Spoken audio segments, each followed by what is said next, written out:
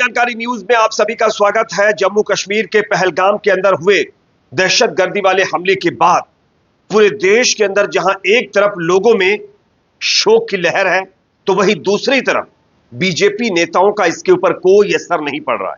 वो लगातार हिंदू मुस्लिम करने की कोशिश कर रहे हैं। इवन एक संगठन से जुड़े हुए लोग, एक क्या कई संगठनों से जुड़े हुए लोग लगातार मुसलमानों को टारगेट कर रहे हैं, उनको धमकियां दे रहे हैं। और अब तो ये जो हरिद्वार में एक यात्रा शुरू होने वाली है ना, इस यात्रा को लेकर के मुसलमानों को धमकी दे दी गई है। किस तरीके से एक बाबा ने एक खुलेआम धमकी दी है, उसका वीडियो भी हम आपको दिखाएंगे। साथ ही साथ प्रधानमंत्री नरेंद्र मोदी का वीडियो वायरल हो गया है, जहां देश 28 लोगों के खत्म होने की वजह से शोक में है, तो प्रधानमंत्री मोदी के ऊपर इसका कोई असर नहीं पड़ रहा है, ये लोग आरोप लगा रहे हैं। उनका एक वीडियो सोशल मीडिया पर वायरल हो रहा है, जिसमें वो बिहार के अंदर अपनी चुनावी सभा को करने पहुंच गए हैं।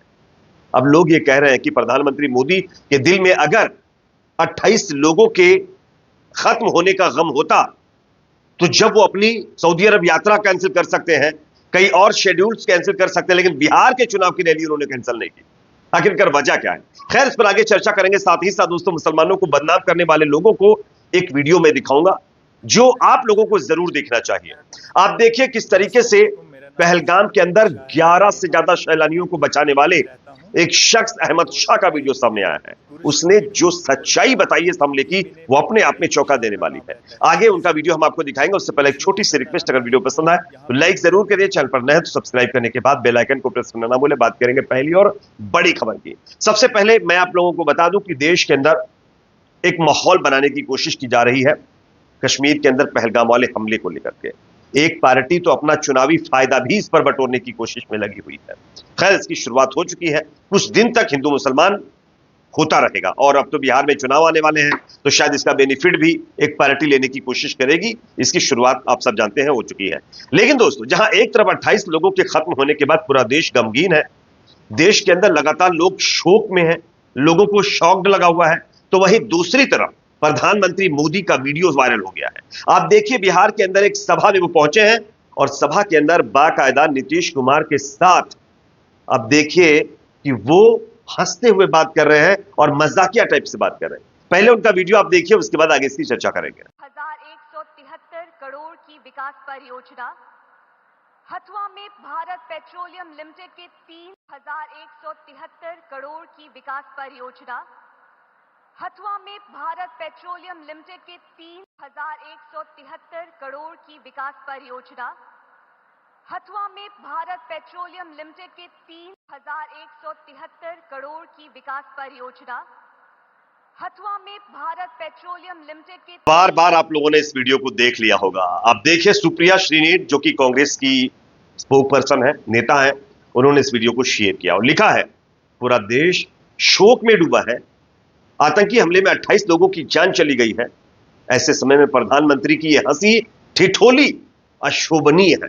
साथ ही साथ यहां पर देखिए, एक और सौरभ नाम के एक और एक्स यूजर लिखती हैं, सुरभि जो है मराडिया एक नाम के एक्स यूजर लिखते हैं, ब्रेकिंग, देश शोक में डूबा है, आतंकी हमला हुआ है, पूरा देश चाहता है कि इसका मुंहतोड़ जवाब दिया जाए, लेकिन प्रधानमंत्री जी तो बिहार में चुनावी जनसभा कर रहे हैं।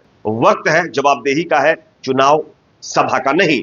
यानी कि इनकी तरफ से साफ साफ कहा गया है कि जब प्रधानमंत्री मोदी जो है, पूरा देश शोक में डूबा हुआ है, तब बिहार के अंदर अपनी चुनावी सभा कर रहे हैं और बाकायदा उसमें हंसी ठिठोली कर रहे हैं। आप लोगों को क्या लगता है दोस्तों, इस तरीके की चीजें सही दिख रही हैं आपको?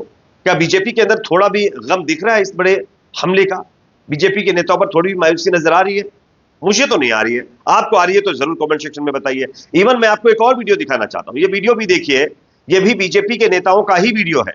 आप देखिए किस तरीके से वो इस पूरी घटना पर हंस रहे हैं, ठिठोली कर रहे हैं। देखिए वीडियो।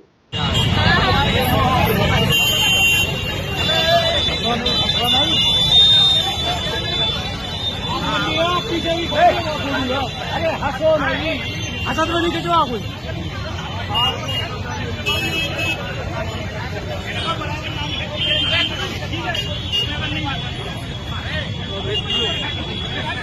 जैसा कि दोस्तों आप लोगों ने ये बीजेपी नेताओं का वीडियो देखा है, आप लोगों ने श्रद्धांजलि सभा में ये पहुंचे हुए हैं, और आप देखिए हंसी ठिठोली ये कर रहे हैं, और कैमरे से वीडियो रिकॉर्ड करने वाला शख्स बोल रहा है कि आप लोग हंसिए मत, वीडियो रिकॉर्डिंग हो रही है। उसके बावजूद भी ये बीजेपी के नेता हंसी ठिठोली करना बंद नहीं करते हैं। तो ये है इनकी असली सच्चाई। इनको कितना गम है इस टेररिस्ट हमले का, वो आप इनके चेहरे से समझ सकते हैं। अब मैं आप लोगों को एक और वीडियो दिखाना चाहता हूं। पहलगाम के अंदर जो दहशतगर्दी वाला हमला हुआ, 28 लोग खत्म हो चुके हैं। देश में अलग अलग नैरेटिव बनाया जा रहा है, मुसलमानों को बदनाम किया जा रहा है। इवन अब तो मुसलमानों को धमकी भी दी जा चुकी है। कई संगठन के लोग, कई हिंदू संगठन से जुड़े हुए लोग सरेआम मुसलमानों को खत्म करने की धमकी दे रहे हैं।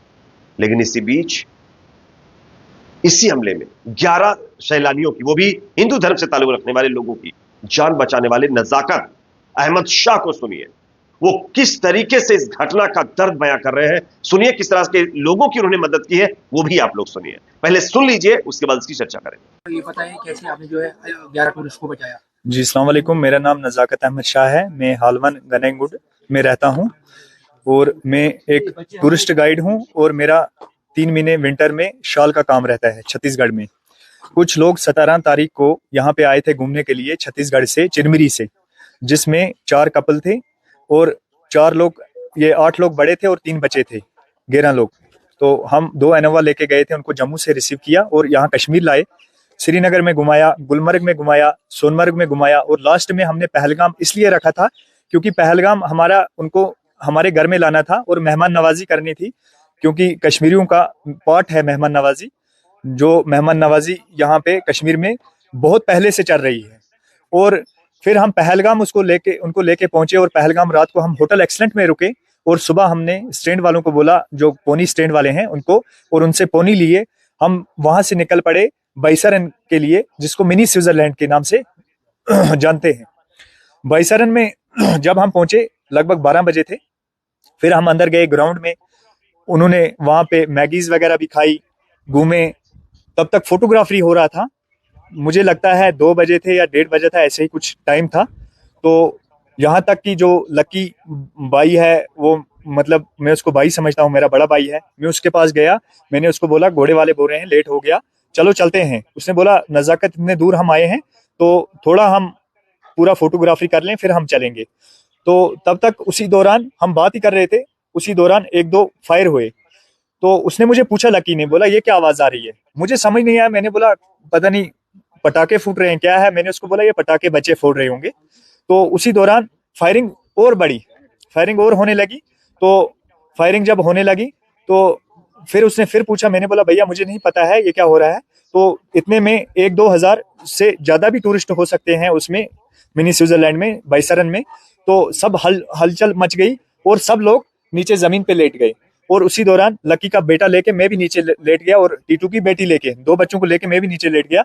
और जब फायरिंग बढ़ते बढ़ते जिप लाइन की तरफ बढ़ी तो मैंने पीछे से एक जाली नेट कटा हुआ था और वहीं से मैं लकी को लेके, उसकी बेटी को लेके, ये टीटू की बेटी को, लकी के बेटे को लेके मैं वहां से और अपने जो बाकी साथी थे उनको लेके वहां से निकल गया। और भागते भागते मैं पहलगाम पहुंच गया। पहलगाम में उनको इनोवा में बिठाया और होटल लेके गया, जिसमें उनके 2 साथी पीछे थे। उनको, ये टीटू की वाइफ, उसको भी जाके फिर मैंने लाया। और शुक्र है अल्लाह का, सही सलामत जो हमारे गेस्ट थे 11 के 11 सही सलामत मैंने पहलगाम तक पहुंचाए। अब श्रीनगर आज सुबह में उनको छोड़ के वापस आया एयरपोर्ट से। ये हमें बताइए कितना डर का माहौल था जिस टाइम फायरिंग हुई? जी डर का माहौल बहुत था, मौत सामने थी। मैंने भी अपना मोबाइल निकाला, मेरी 2 बेटियां हैं, मैंने बोला मैं लास्ट मंजर में अपनी बेटियों से बात करूं। तो बदकिस्मती से मेरे फोन में नेटवर्क नहीं था और मैं मतलब उस टाइम यही था कि हर किसी को यही था। वो लकी ने भी बोला मेरे भैया मेरे बच्चे को बचाओ। तो सबके वहां पे चीख पुकार था और सब। दोस्तों आप लोगों ने ये वीडियो देख लिया है, 11 लोगों की जान बचाने वाले नज़ाकत अहमद शाह आप देख सकते हैं, अपनी आंखों की देखी बयां कर रहे हैं। 11 सैलानियों को उन्होंने बचाया और वो किसी मुस्लिम धर्म से ताल्लुक नहीं रखने वाले थे, हिंदू धर्म से ताल्लुक रखने वाले थे। लेकिन आज ये तमाम चीजें कुछ लोग अलग तरीके से पेश करने की कोशिश कर रहे हैं, एक कम्युनिटी को बदनाम करने की कोशिश कर रहे हैं, उनकी अच्छी जो चीजें हैं वो नहीं दिखा रहे हैं और अपना चुनावी मंच तैयार कर रहे हैं। शर्म आनी चाहिए ऐसे लोगों को जो ऐसे दहशतगर्दी वाले हमले को भी हिंदू मुसलमान में कहीं ना कहीं ला करके एक कम्युनिटी को परेशान बदनाम करने की कोशिश में लगे हुए हैं। खैर, कहते हैं ना, दहशतगर्दी आतंकवादियों का कोई धर्म नहीं होता है, वो तो सबको खत्म करते हैं। अगर धर्म देखकर ही वो खत्म करते तो 3 से 4 लोग मुसलमान भी इसमें मारे गए, तो शायद वो ना मरते। खैर, इस पर आप लोगों की राय कमेंट सेक्शन में रखिए। वीडियो पसंद है तो लाइक करिए, शेयर करिए, चैनल पर नए सब्सक्राइब जरूर करें।